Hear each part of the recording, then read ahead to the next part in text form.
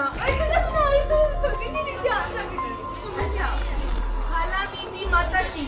दोस्तों एक बार फिर से स्वागत है आपका प्रजापति न्यूज में। दोस्तों हमारे भारत का एजुकेशन सिस्टम किसी मजाक से कम नहीं है। माँ, मुझे कुछ दिखाई नहीं दे रहा माँ। आज टेक्नोलॉजी दिन दुगनी रात चौगुनी तेजी से बढ़ती जा रही है, लेकिन हमारा एजुकेशन सिस्टम वही बाबा आजम वाले जमाने का घिसा पिटा तरीका ही चला रहा है, जिसमें बच्चों को वो चीजें पढ़ाई जा रही है जो दूर दूर तक आज के जमाने से ताल्लुक नहीं रखती।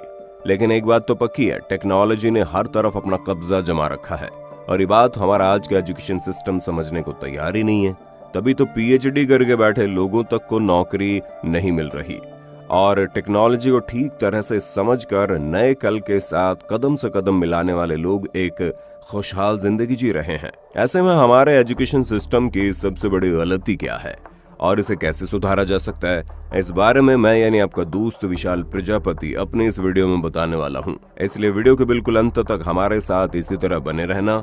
वीडियो शुरू करने से पहले अगर आपने हमारे चैनल प्रजापति न्यूज को सब्सक्राइब नहीं किया है तो भैया चैनल को सब्सक्राइब कर लीजिए और बेल आइकन प्रेस करने में भी कंजूसी मत करना। दोस्तों अगर हम हमारे एजुकेशन सिस्टम की सबसे पहली गलती बताएं तो आज के समय में बच्चों के बेसिक सब्जेक्ट पर फोकस ही नहीं किया जाता कि वो उनके लिए सुटेबल है या नहीं, क्योंकि जिस तरह एक टीचर 5 सब्जेक्ट नहीं पढ़ा सकता उसी तरह एक बच्चा एक साथ 5 से 10 सब्जेक्ट में पूरी तरह फोकस नहीं कर सकता। ऊपर से स्कूल कॉलेजों की फीस इतनी ज्यादा हाई हो गई है कि लोग पढ़ाई के लिए भी लोन ले रहे हैं। यानी कि आप खुद ही सोचिए, पढ़ाई जैसी चीज के लिए इंसान को अगर पैसे उधार लेकर पढ़ना पड़े तो इससे शर्मनाक बात हमारे देश के लिए और क्या हो सकती है। पर नहीं, इस बात की गंभीरता तक कोई जा ही नहीं रहा, क्योंकि सरकार तो कह देती है कि हमने सरकारी स्कूल कॉलेज बनवा दिए हैं, वहाँ पर बच्चे पढ़ सकते हैं।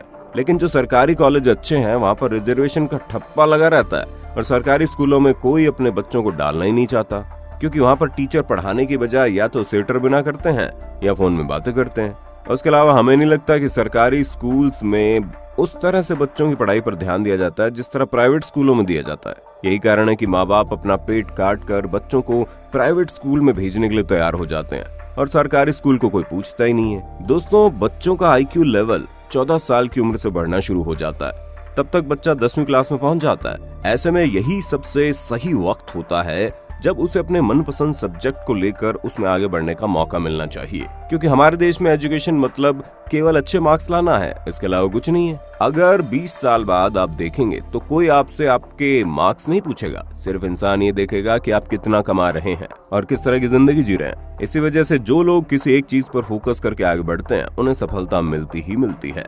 अब जैसे मान लीजिए अगर किसी को डॉक्टर बनना है तो भला 10वीं तक उसे फिजिक्स के इतने लंबे चौड़े सवालों को हल करने की क्या जरूरत है भाई। उसे शुरुआत से ही सिंपल सा जोड़ घटाना सिखाकर मेडिकल की नॉलेज दे देनी चाहिए, जिससे बच्चा शुरुआत से ही उस फील्ड में तेज हो जाए, उसे आगे चलकर अपनी जिंदगी के 20-22 साल केवल पढ़ाई में ना निकालने पड़े। हाँ वो बात अलग है, अगर किसी को इंजीनियर बनना है तो उसको चीजों की कैलकुलेशन करनी ठीक तरह से आनी चाहिए, पर हर चीज का एक लेवल होता है। लेकिन हमारे भारत में एजुकेशन सिस्टम का कोई लेवल ही नहीं है। यहाँ पर बच्चों को सब कुछ थियोरी में पढ़ा दिया जाता है, लेकिन जब बात प्रैक्टिकल करने की आएगी तो बच्चे को कुछ आता ही नहीं होगा। अरे कोई ये बात क्यों नहीं समझ रहा कि जिस एजुकेशन सिस्टम को चलाकर देश के फ्यूचर कहे जाने वाले इन बच्चों के साथ खिलवाड़ किया जा रहा है वो आज से 200 साल से भी ज्यादा पुराना है, जिसे अंग्रेजों ने केवल ऑफिस में काम करने वाले वर्कर्स को तैयार करने के लिए यहाँ पर चालू किया था, ताकि भारत के लोग घिसी पिटी चीजों को पढ़कर नौकर की तरह काम करते रहें और कुछ भी नया न कर पाएं। लेकिन आज जमाना बदल चुका है, आज हर एक क्षेत्र में सफल हुआ जा सकता है।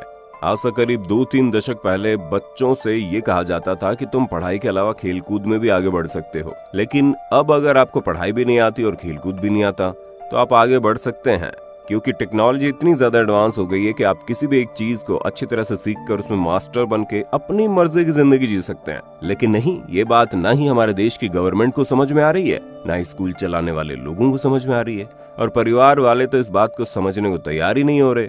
उन्हें भी केवल इसी बात से मतलब है कि शर्मा जी का लड़का 99% से पास हो गया और हमारा लड़का इतने कम नंबर कैसे लाया। अरे भाई, शर्मा जी का लड़का पढ़ाई में अच्छा है, लेकिन इसका मतलब ये नहीं है कि तुम्हारा बेटा नालायक है। और दोस्तों ये बात तो खुद महान वैज्ञानिक अल्बर्ट आइंस्टाइन कह कर गए हैं कि हर कोई जीनियस है, लेकिन आप अगर मछली को पेड़ पर चढ़ने को कहोगे तो ये किसी मूर्खता से कम नहीं होगा, क्योंकि मछली को पानी में तैरने के लिए जाना जाता है, ना कि पेड़ पर चढ़ने के लिए। और ठीक इसी तरह हर बच्चा अपने आप में काबिल है, बस ये देखना है कि उसकी काबिलियत किस में है।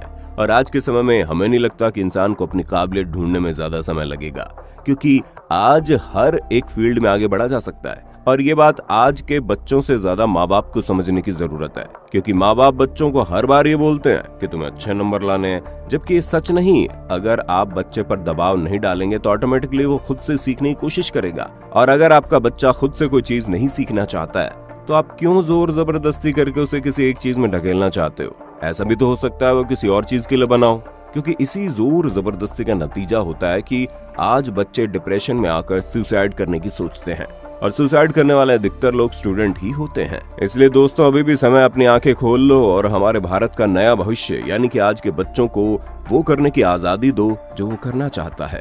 फिर देखिएगा हमारा भारत कितनी जल्दी कामयाबियों की बुलंदियों को छूता है।